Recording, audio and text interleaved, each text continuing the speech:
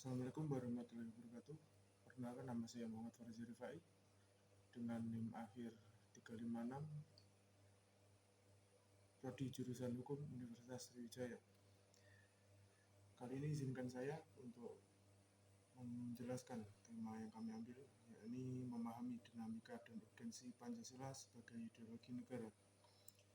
Indonesia menetapkan Pancasila sebagai ideologi negara. Ideologi negara Pancasila bertujuan untuk membentuk masyarakat yang adil dan makmur dalam kehidupan material dan spiritual di dalam wadah negara Kesatuan Republik Indonesia.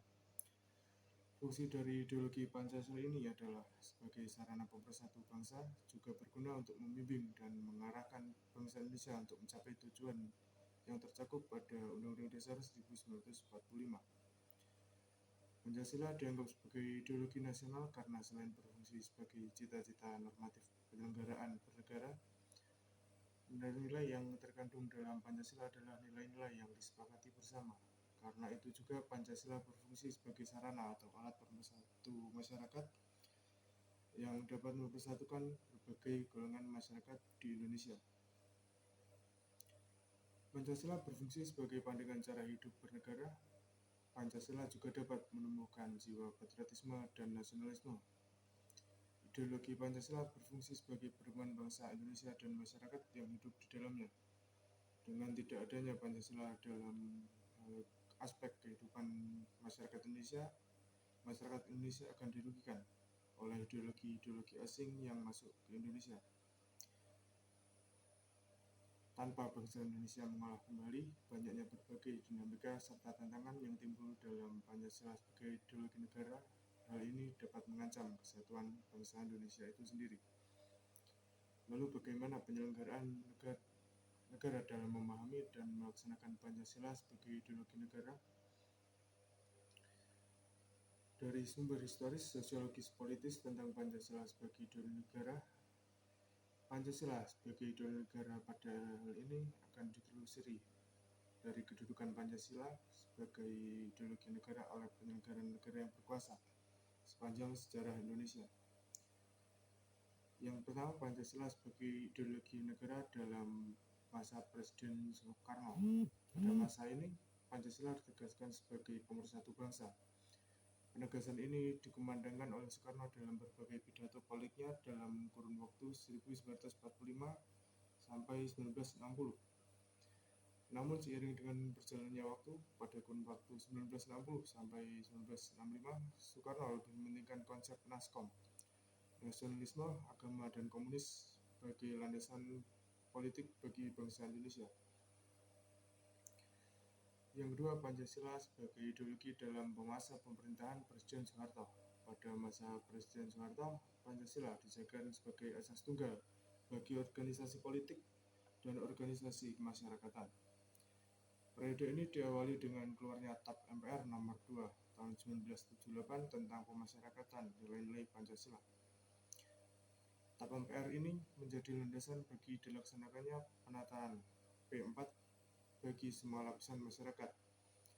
Akibat dari cara-cara rezim dalam memasyarakatkan Pancasila memberi kesan bahwa tafsir ideologi Pancasila adalah produk rezim Orde Baru atau monotafsir ideologi yang berkuasa pada masa itu. Yang ketiga yaitu Pancasila dalam masa Presiden Habibie. Presiden Habibie menggantikan Presiden Soeharto yang mundur pada 21 Mei 1998 atas desaknya berbagai pihak. Habibie menghapus penataran P4. Pada masa sekarang ini, resonansi Pancasila kurang bergema karena pemerintah Habibie lebih disibukkan masalah politis, baik dalam negeri maupun di luar negeri. Di samping itu, lembaga yang bertanggung jawab terhadap sosialisasi nilai-nilai Pancasila dibubarkan berdasarkan Kepres nomor 27 tahun 1999, pencabutan Kepres nomor 10 tahun 1979 tentang Badan Pembinaan Pendidikan Pelaksanaan Pedoman Penghayatan dan Pengamalan Pancasila atau disingkat BP7. Sebenarnya dalam Kepres tersebut dinyatakan akan dibentuk lembaga serupa, tetapi lembaga khusus tersebut hingga saat ini belum ada. Selanjutnya Pancasila sebagai ideologi dalam masa pemerintahan Presiden Abdul Rahman Wahid. Pada masa Presiden Abdul Rahman Wahid muncul wacana tentang penghapusan TAP nomor 25 MPRS tahun 1966 tentang pelarangan PKI dan penyuluarasan ajaran komunisme. Di masa ini yang lebih dominan adalah kebebasan berpendapat, sehingga perhatian terhadap ideologi Pancasila cenderung melemah. Selanjutnya, Pancasila sebagai ideologi dalam masa Presiden Megawati. Pada masa ini Pancasila sebagai ideologi semakin kehilangan formalitasnya dengan disahkannya Undang-Undang Sisdiknas nomor 20 tahun 2003 yang tidak mencantumkan pendidikan Pancasila sebagai mata pelajaran wajib dari tingkat sekolah dasar sampai perguruan tinggi. Selanjutnya Pancasila dalam masa Presiden Susilo Bambang Yudhoyono atau SBY. Pemerintahan SBY yang berlangsung dalam 2 periode dapat dikatakan juga tidak terlalu memperhatikan pentingnya Pancasila sebagai ideologi negara. Hal ini dapat dilihat dari belum adanya upaya untuk membentuk lembaga yang berwenang untuk menjaga dan mengawal Pancasila sebagai dasar negara dan ideologi negara, sebagaimana diamanatkan oleh Kepres nomor 27 tahun 1999. Suasana politik lebih banyak ditandai dengan pertarungan politik untuk memperebutkan kekuasaan atau meraih suara sebanyak-banyaknya dalam pemilu. Mendekati masa akhir jabatannya, Presiden SBY menandatangani Undang-Undang RI nomor 12 tahun 2012 tentang pendidikan tinggi yang mencantumkan mata kuliah Pancasila sebagai mata kuliah wajib pada pasal 35 ayat 3.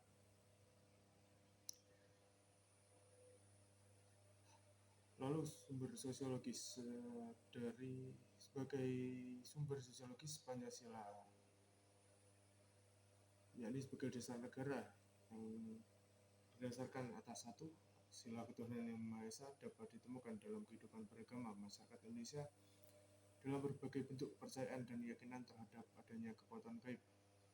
Yang kedua, kemanusiaan yang adil dan beradab dapat ditemukan dalam hal saling menghargai dan menghormati hak orang lain, tidak bersikap sewenang-wenang. Nomor 3, sila persatuan Indonesia dapat ditemukan dalam bentuk solidaritas, rasa setia kawan, rasa cinta tanah air yang berwujud pada mencintai produk dalam negeri. Yang keempat, sila kerakyatan yang dipimpin oleh hikmat kebijaksanaan dalam permusyawaratan perwakilan dapat ditemukan dalam bentuk menghargai pendapat orang lain, semangat musyawarah dalam mengambil keputusan. Yang kelima, sila keadilan sosial bagi seluruh rakyat Indonesia tercermin dalam sikap suka menolong, menjalankan gaya hidup sederhana, tidak menyolok atau berlebihan. Selanjutnya, sumber politis Pancasila sebagai ideologi negara. 1. Sila ketuhanan Maha Esa diwujudkan dalam bentuk semangat toleransi antar umat beragama. Yang kedua, sila kemanusiaan yang adil dan beradab bertujuan sebagai penghargaan terhadap pelaksanaan hak asasi manusia yang ada di Indonesia. Yang ketiga, sila persatuan Indonesia diwujudkan dalam mendahulukan kepentingan bangsa dan negara dibandingkan kepentingan kelompok, golongan, termasuk partai. Selanjutnya, sila kerakyatan yang dipimpin oleh hikmat kebijaksanaan dalam permusyawaratan perwakilan diwujudkan dalam mendahulukan pengambilan keputusan berdasarkan musyawarah daripada voting.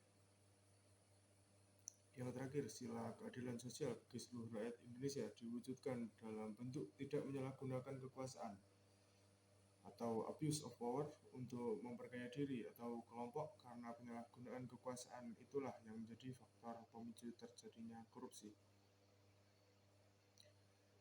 Kesimpulan yang dapat diambil yakni Pancasila sebagai ideologi negara oleh penyelenggara negara, Pancasila sebagai ideologi negara masa pemerintahan Presiden Soekarno, sebagai ideologi pada masa Presiden Soeharto, selanjutnya pada masa Presiden Habibie, dan diakhiri oleh hingga saat ini. Sumber sosiologi Pancasila sebagai ideologi negara. Sumber sosiologi Pancasila sebagai ideologi negara tercantum pada sila kemanusiaan yang adil dan beradab, sila persatuan Indonesia yang dapat ditemukan dalam bentuk solidaritas, sila kerakyatan yang dipimpin oleh hikmat kebijaksanaan dalam permusyawaratan perwakilan, sila keadilan sosial bagi seluruh rakyat Indonesia yang tercermin dalam sikap suka menolong, lalu sumber politis Pancasila sebagai ideologi negara, yaitu pada sila ketuhanan yang Maha Esa dapat diwujudkan dalam bentuk semangat toleransi antar umat beragama tanpa membedakan ras, suku maupun budaya.